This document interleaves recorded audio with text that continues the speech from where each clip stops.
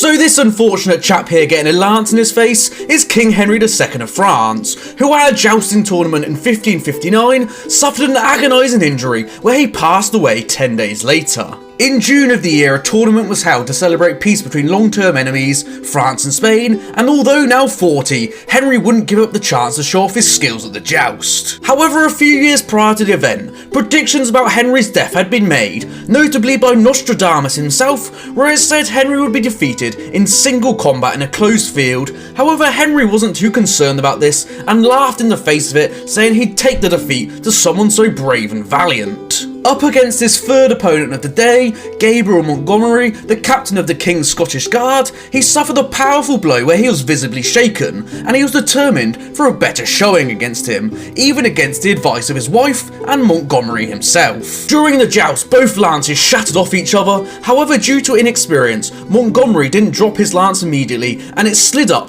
into Henry's visor, piercing him just above the right eye and putting splinters all the way through his forehead. Henry was heavily bleeding and barely conscious, and was carried off to his royal apartments immediately to get looked at by the doctors. Montgomery kneeled before the king asking for forgiveness and to have his hand chopped off as a punishment for what he had done. However, Henry insisted it wasn't his fault and forgave him, saying that he jousted with honour. Henry spent the night in intense agony with the finest physicians called in, where they agreed that no splinter had pierced his brain, and they hoped that the king would all be well, but he would probably lose an eye in the process. Henry even managed to attend state fairs while he was bedbound. However, one night on July the 4th, his fever seemingly returned as the blood poisoning set in. Henry spent the next few painful days arranging the succession for his son to the throne before passing away on the 10th of July, 10 days after the injury. The night before passing, Henry was in so much pain the physicians considered trepanning his skull. However, once they removed the bandages, there was so much pus that they considered it hopeless. An autopsy did in fact reveal that his brain had been pierced by splinters, with physicians surprised that he lived as long as he did. So this absolute mad lad here is King Charles VI of France, and I call him a mad lad because he actually was insane, where he suffered from periods of psychosis, believing that he was made of glass and he would shatter if someone touched him. At the age of 11, Charles had lost both his parents and was thrust onto the French throne in one of the most precarious times of the medieval world, the middle of the 100 Years' War between England and France, which can't have been good for his mental.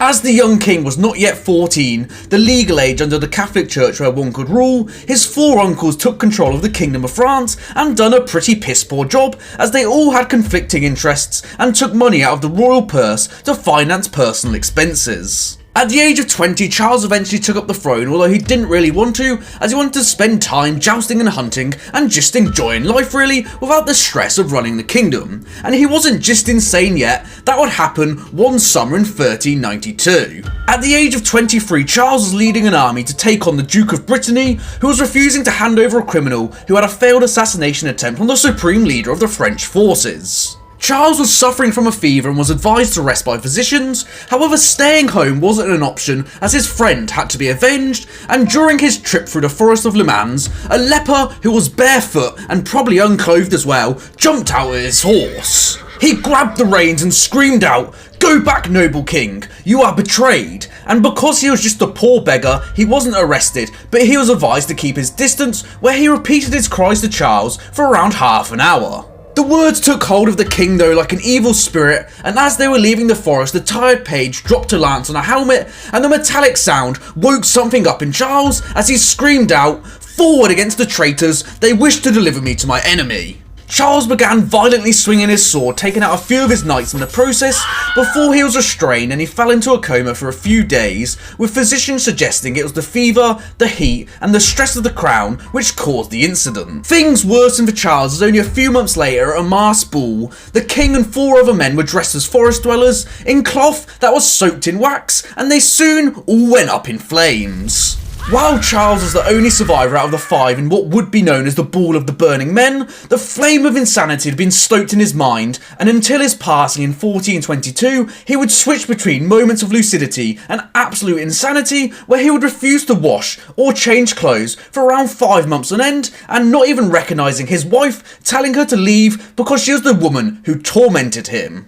So this unfortunate chap here getting hacked to death and is also missing a hand is Louis I, the Duke of Orleans, who in 1407 was brutally assassinated on the streets of Paris, sparking a French civil war between the two houses, the Armagnacs and the Burgundians. With the absolute madman Charles VI on the throne of France, who believed he was made of glass and could shatter at any moment and not fit for ruling, power of the kingdom fell to his brother Louis of Orleans and his cousin John the Fearless, the Duke of Burgundy. Louis began to take control more and more, and his hold on power frustrated John, as well as his womanizing, where he openly bragged about the woman he bedded, even keeping portraits of each one of them, where John once saw the portrait of his wife in Louis's collection. Rumour was also circulating in the royal courts that Louis was the father of the future King Charles VII after he was having an affair with Queen Isabeau, and who could blame her really? The king went months on end without washing or even changing his clothes. Tensions boiled over, and now Burgundian spies reported that an attempt on John's life was in the works, although later proved to be very vague plans, and now John had to do something about his rival Louis.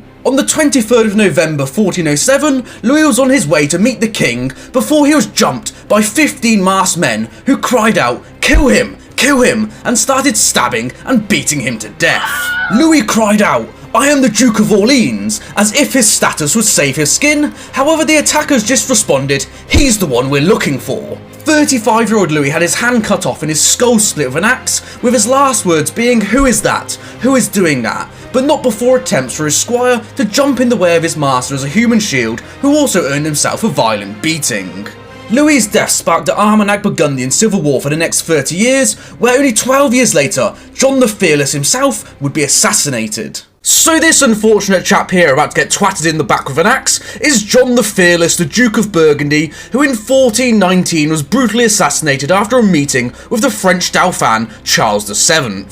The Armagnac and Burgundian Civil War, two offshoots of the French royal house, had been raging for 12 years at this point after our man John the Fearless had first assassinated his rival Louis of Orleans after he was losing power to Louis in the court of the Mad King Charles VI. Putting an end to this feud was now top priority as a new threat from across the Channel had emerged in the form of King Henry V of England, who made short work of the French at Agincourt and was now enjoying his second lad's holiday across France, ready to seize his claim to the French throne. John and Charles had previously met a few times to discuss peace terms before their fatal meeting on the 10th of September 1419 on a bridge just south of Paris along the Seine River.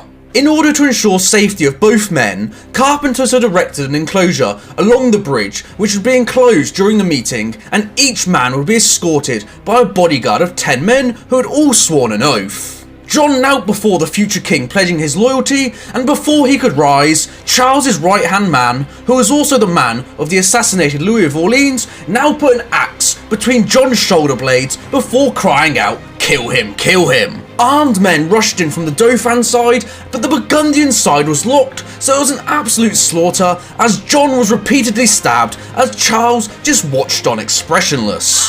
John's tightened fist was severed and his head struck, with it all happening so quickly that his men barely had any time to draw their swords before they were all killed or captured. John's assassination had disastrous effects for the French, as the new Duke of Burgundy, Philip the Good, handed over heir to the French kingdom to Henry V only a year later at the Treaty of Troyes, something John the Fearless had always refused to do in making an alliance with the English.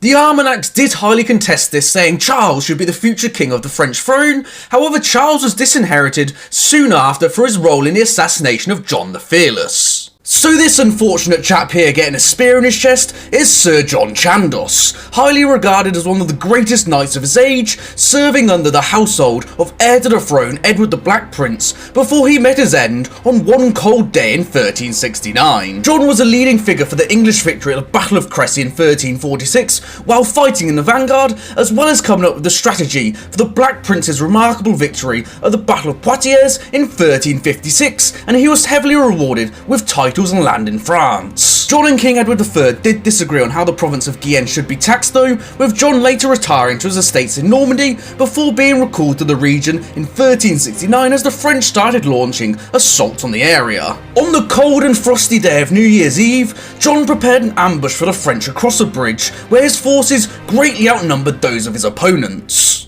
John was wearing a great robe that was richly emblazoned as he unfurled his banners and marched towards the French before announcing, I am John Chandos, look at me well, for if God pleases, we will now put to the test your great deeds of arms that are so renowned. A knightly challenge for anyone who dared attack John. Unfortunately for him though, the ground was covered in a thin sheet of ice, and he slipped on his majestic robes, and before he could rise, one French knight had already put a spear through his face, as he hadn't had time to pull down his visor yet. John met his end that night before he could celebrate the New Year's after being carried away on a shield, and it caused distress for both the English and the French, with them both saying he should have probably been taken prisoner. John was believed to be the mastermind behind the great English victories at Crécy and Poitiers, with even King Charles V of France stating, had Chandos have lived, he would have found a way to make everlasting peace. An unknightly end for one of the most respectable knights of the 14th century.